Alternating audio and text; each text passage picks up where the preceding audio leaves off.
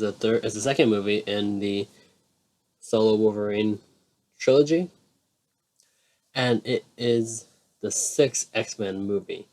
The Wolverine it takes the character of Wolverine to a new light by showing him vulnerable. We always know Wolverine as this guy who can heal, who has metallic bones and metal claws, and that nothing hurts him. He heals from everything. That's how we saw him in the original trilogy. Is that what you would call it? And this way, we see that he is losing his healing powers in this movie, and we see a new side of him.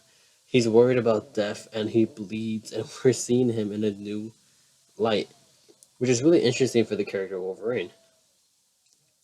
It was great to see Hugh Jackman improve even more from how Wolverine, the character of Wolverine, has just become the focus of the X Men franchise, and Hugh Jackman has just grown in his ability and his quality of playing the character of Wolverine. This movie amps up the violence from Wolverine.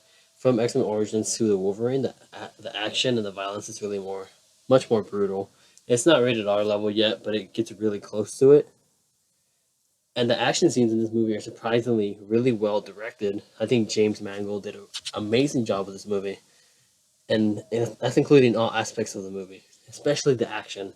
The action scene on the subway, that's probably my favorite action scene of this movie. I find it just to be so fun. And if you think about it, a fighting scene on the subway could really it could go bad. But I think James Mangold did a really great job with this scene. I have to admit though this movie is a step down compared to X Men First Class, but it is a huge step forward compared to X Men Origins Wolverine. And like I said before, Hugh Jackman just improves in his quality of playing Wolverine throughout the franchise, X Men movie franchise.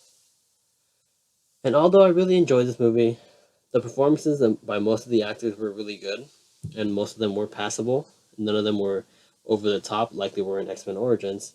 There were some things that I did not like about this movie. One of the things is that Madame Hydra, I mean Viper, since they cannot use the Hydra name, is pretty much pointless. She doesn't really do anything. She's just in there just to have a female villain, and her character honestly is pretty stupid, and she gets taken out like Boba Fett. And just the last 30 minutes of this movie, the whole Silver Samurai fight scene at the end is. This is what. The last 30 minutes, it feels like it was ripped from X Men Origins and put into this movie. It feels so cheesy, so over the top. It feels like a cartoon. Not to mention, they bring back the Wolverine one liners in the last 30 minutes of the movie. The best, I mean, when I say the best one, I mean the best one as in the way it made me laugh because it was so bad.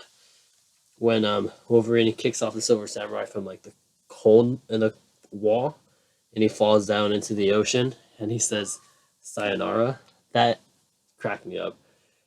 I know it wasn't intentional, but it's just the fact that he still has these one-liners, really cheesy one-liners. So yeah, I enjoyed this movie way more than Origins. It's a step down from First Class.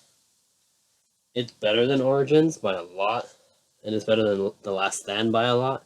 It takes the character of Wolverine to a new height, a new level that we've never seen him before.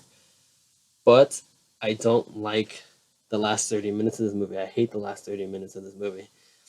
But one of the good things that this movie really did is set up X Men Days of Future Past with the end credit scene. And that is my next review, X Men Days of Future Past, coming out tomorrow. So look out for that. And I'm going to give this movie a 7 out of 10. It's like a 6.9, but I rounded it to 7 out of 10. What did you guys think of the Wolverine? Comment below and let me know. And as always, if you guys enjoyed, like and subscribe. And as always, may the force be with you.